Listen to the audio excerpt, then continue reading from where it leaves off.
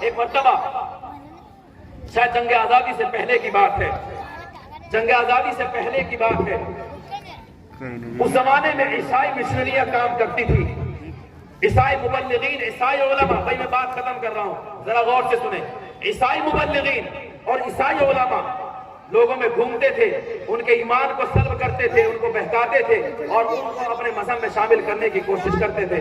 تو کسی گاؤں کے ایک امام صاحب کے بارے میں یہ بات معلوم ہوئی علماء کو کہ بھائی فلاں گاؤں کا امام مرتد ہو گیا. امام صاحب ہیں، نماز پڑھاتے ہیں، لیکن پتہ یہ چلا کہ وہ مرتد ہو گیا. علماء نے سوچا کہ شاید کوئی عیسائی مولوی ان کے پاس آیا ہوگا، اس نے اس کو بہکا دیا ہوگا. تو یہ سوچ کر بہت سارے علماء ان کی خدمت میں وہاں گاؤں میں پہنچے اور سب لوگوں نے اپنے اپنے حساب سے ذہن میں تیاری کی کہ اگر وہ عیسائیوں کی فلاں دلیل دے گا تو ہم قرآن کی یہ آیت سنا دیں گے، اللہ کے نبی کی یہ حدیث سنا دیں گے، اگر وہ یہ بات کہے گا تو میں یہ حدیث سنا دیں گے. سب اپنے اپنے اعتبار سے بڑے بڑے علماء تیاری کر کے وہاں پہنچے. امام صاحب سے پوچھا، حضرت کیا بات ہوئی، کس وجہ سے تم نے اسلام کو چھوڑا ہے، کس وجہ سے تم نے اپنے مذہب کو چھوڑ دیا، کیا وجہ ہوئی؟ تو وہ امام صاحب بتانے لگے کہ وجہ یہ ہوئی، ایک دن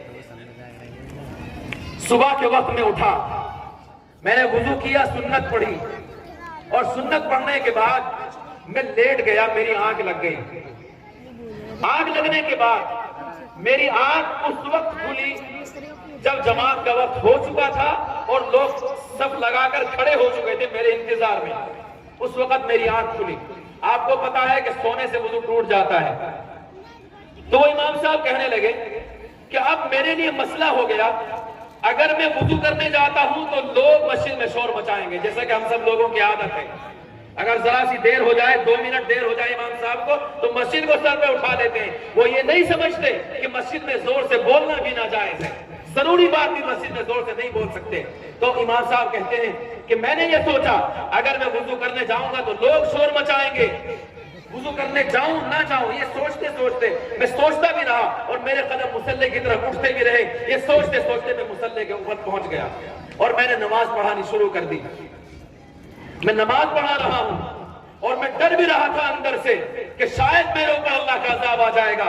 میں بغیر وضو کے نماز پڑھا رہا ہوں، شاید اللہ کا عذاب میرے اوپر اتر جائے گا. ڈرتے ڈرتے میں نے نماز پوری کر دی.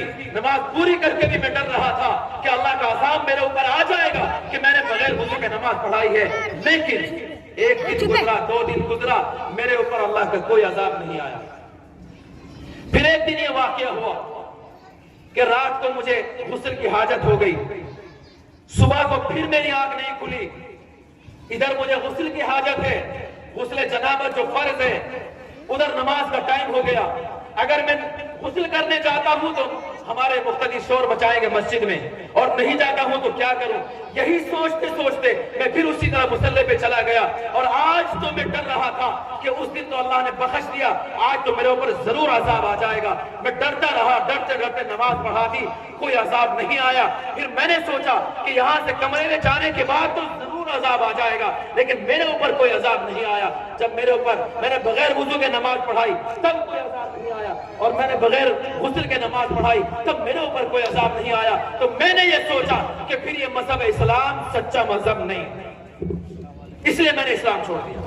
اگر سچا مذہب ہوتا، اگر یہ سچا دین ہوتا تو میرے اوپر عذاب آ جاتا. میرے اوپر کوئی عذاب نہیں آیا، اس لیے میں نے سوچا کہ مذہب یہ سچا نہیں ہے، لہٰذا میں نے دین چھوڑ دیا.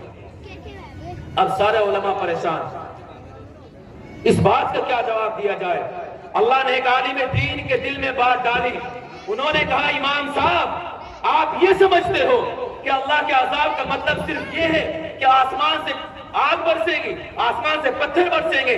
تمہارے اوپر اللہ کا جو عذاب آنا تھا وہ آ گیا، تمہیں پتہ بھی نہیں چلا. انہوں نے کہا کیسے؟ کہ اللہ کی جو سب سے عظیم نعمت تھی اسلام، اللہ نے وہی تم سے چھین لی. اس سے بڑا عذاب اور کیا ہوگا؟ ہم لوگ جو مسجدوں میں نہیں آ پاتے ہیں، مسجدوں میں آنے کی جو توفیق نہیں ملتی ہے، ایک بزرگ ہے وہ کہتے ہیں کہ جب اللہ کسی بندے پر عذاب نازل کرتا ہے تو اس سے سجدوں کی لذت چھین لیتا ہے. ہم نماز پڑھتے بھی ہیں, نمازوں میں لذت نہیں آتی. میرے بھائیوں, یہ بھی اللہ کی طرف سے ایک عذاب ہے. ہمیں اللہ سے بہت زیادہ استغفار کرنے کی ضرورت ہے. اور پھر آخر میں یہ بات کہہ کر اپنے جگہ لیتا ہوں کہ اپنے نسلوں کی فکر کر لو میرے بھائیوں, نسلوں کی حفاظت کر لو, ان کی نگرانی کر لو. دیکھا کرو بچے موبائل میں کیا دیکھ رہے ہیں, دیکھا کرو وہ رات کو کہاں کہاں جاتا ہے, دیکھا کرو کہ وہ لحاظ اوڑھ کر لحاظ میں منہ دے کے موبائل میں کیا دیکھتا ہے, کن دوستوں کے پاس اس کا اٹھنا بیٹھنا ہے. اگر ان کی حفاظت نہ کی گئی تو اللہ تعالیٰ حفاظت فرمائے, آگے آنے والا وقت انتہائی مشکل ہوگا. اللہ ہم سب کو عمل کی توفیق عطا فرمائے. وآخر دعوانا الحمدللہ.